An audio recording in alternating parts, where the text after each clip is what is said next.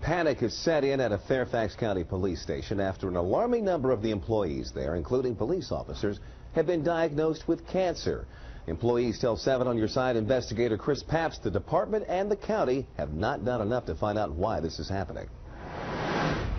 I've never been more afraid of dying in my life. For 16 years, Steve Zakos worked the streets of Fairfax County as a police officer.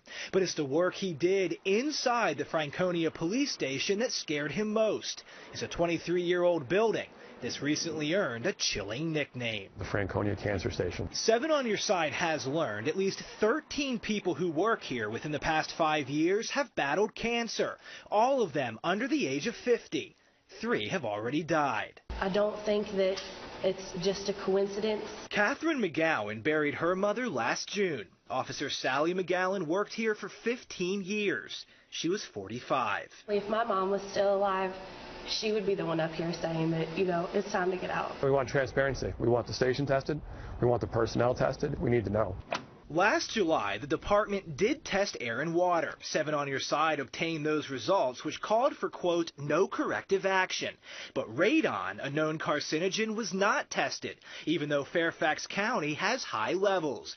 Benzene, a leading airborne carcinogen found in gasoline, was also not tested.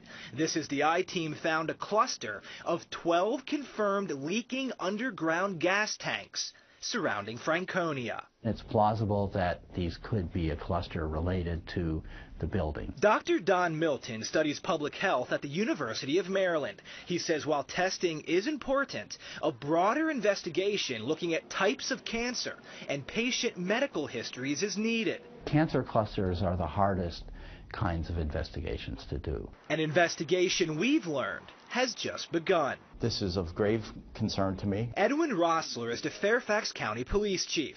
He spoke to us with the County Health Director by his side. But as of right now, this is the only station that you perceive to have a problem.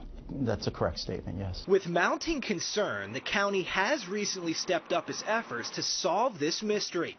Patient medical records are now being analyzed. Possible toxins associated with police equipment, like vests or gun belts, are also being studied.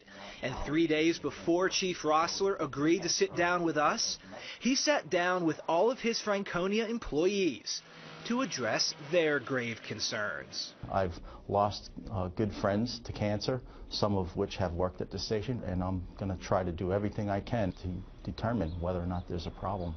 The county expects the results of the medical records analysis sometime later this month. The outcome will determine what the next step will be in what could be a lengthy process. In the newsroom, Chris Pabst, ABC 7 News.